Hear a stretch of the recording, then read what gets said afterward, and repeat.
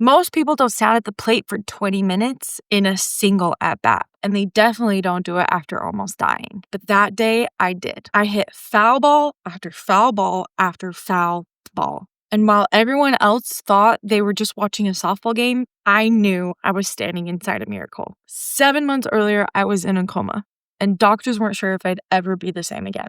So yeah, this is how I got there. Before all of that, my life was honestly really normal. I was a senior in high school. I played sports. I was busy.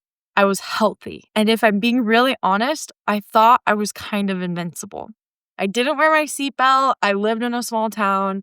Short drives, nothing bad ever happened to me. I really thought I'll be fine. I'm special. Nothing's gonna happen, which is wild to say now, but that's where my head was at. One day I was driving home. The road curved. I nodded off for just a second and the car went off the road. I overcorrected, then everything rolled. Because I wasn't wearing a seatbelt, I was ejected from the car. I shattered my ankle, broke my hip, broke my arm in 2 places, broke my neck. Terrible. And I had a severe traumatic brain injury. And I went into a coma, and my parents were told things no parent ever wants to hear. My parents were told things that no parent ever wants to hear. They didn't know if they should hold on or prepare to let go. It's really hard to say out loud, but it's the truth. I don't remember waking up, but my family definitely remembers it. Apparently, people would come into the hospital room and ask if I knew who they were.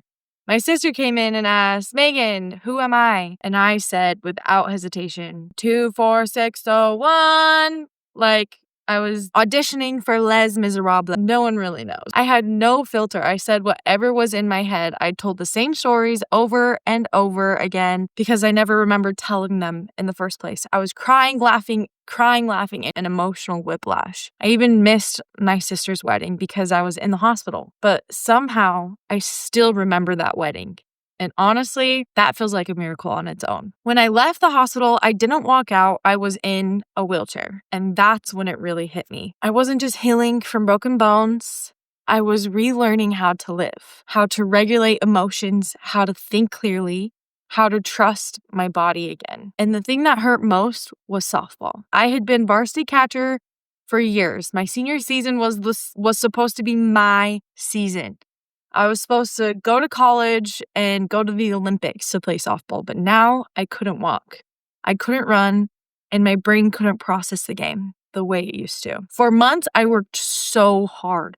Physical therapy every morning, pain every day, and nothing was really improving. I finally broke down to my mom. I don't think I'm gonna make it. I felt like the accident had taken everything from me, and she told me something I'll never forget. She said, "You don't get to choose the outcome, but you do get to choose who you become while you try." And that sentence changed everything. Something inside me switched that night.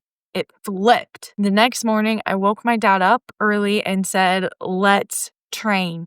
And from that day on, I didn't miss a single morning. And here's the part that still blows my mind.